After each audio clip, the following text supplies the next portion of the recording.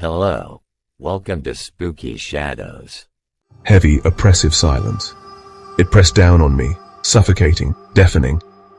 Out here, in the heart of Australia's desolate outback, the silence was a living, breathing entity. The sun beat down relentlessly, baking the red earth, turning the world into a shimmering, hallucinatory landscape. I was drawn here, to this forgotten ghost town, by whispers and shadows, by stories whispered around flickering campfires.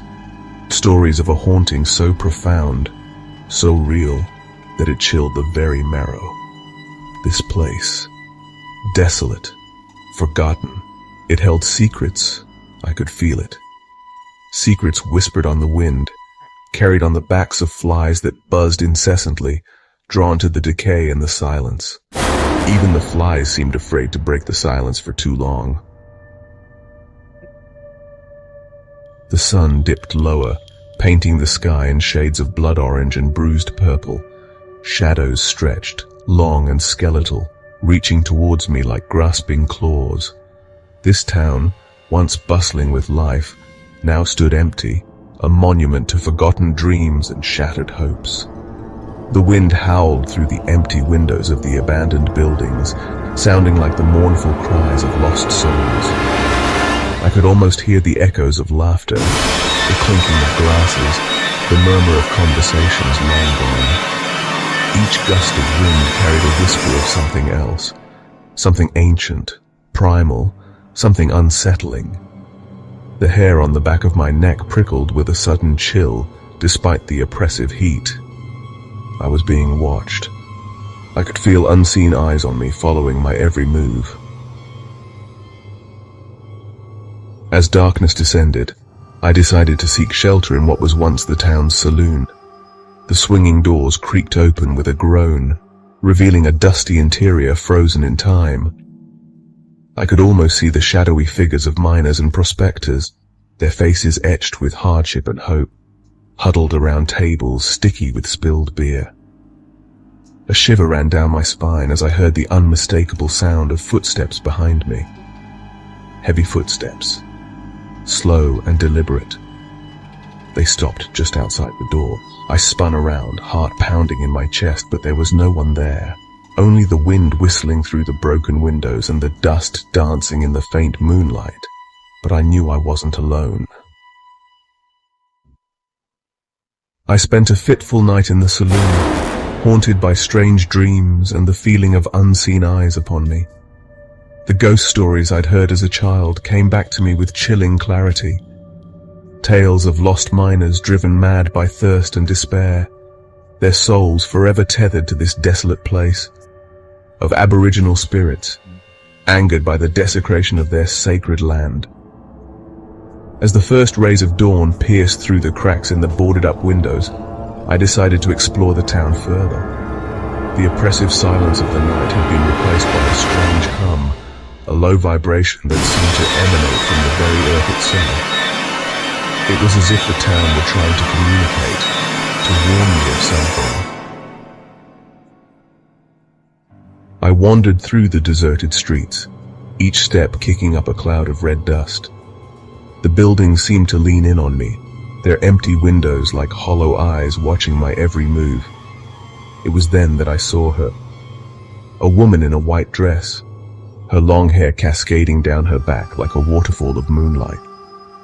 She stood at the end of the street, her back to me, her head tilted as if listening to a distant sound.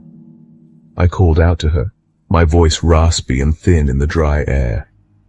But she didn't turn. She didn't acknowledge my presence in any way.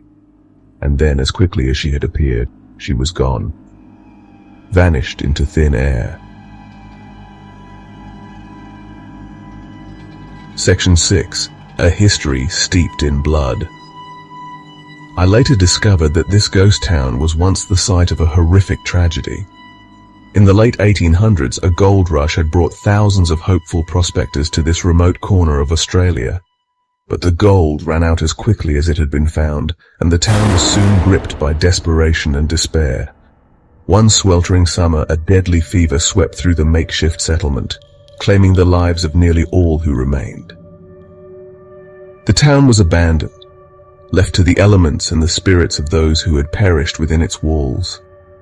It was said that the woman in white was the spirit of a young bride who had lost her husband and child to the fever. Section 7. Trapped in the outback. Days turned into nights. The relentless sun beat down on me, baking the earth and stealing the moisture from my lungs. I was lost, hopelessly and utterly lost in this desolate expanse of red dirt and spinifex. The silence was no longer empty, but filled with whispers and moans, with the rustling of unseen creatures and the distant howls of dingoes. The woman in white appeared to me again, her sad eyes filled with a longing I couldn't comprehend. She was a harbinger, I realized, a warning from beyond the grave. This town, this land, it held on to its secrets fiercely, and it was not a place for the living. Section 8. Seeking answers in the silence. As I stumbled through the ghost town, my throat parched and my body racked with exhaustion, I realized the truth. The silence wasn't a void. It was a chorus of whispers from the past, the echoes of laughter and screams, the murmur of conversations long gone. This town, this desolate, forgotten place, was a graveyard. Not just of flesh and bone, but of hopes and dreams, of a past that refused to die. I was an intruder, trespassing on sacred ground. Section 9. A haunting departure. I finally managed to find my way out of the outback, guided by the memory of the setting sun and the faintest glimmer of hope. But the experience left an indelible mark on my soul. The silence of the Australian outback, once a source of unease, now held a strange allure. It was a reminder that there are places in this world where the veil between the living and the dead is thin, where the past refuses to be forgotten, places where the silence screams. And sometimes, if you listen closely enough, you can almost hear it whispering your name.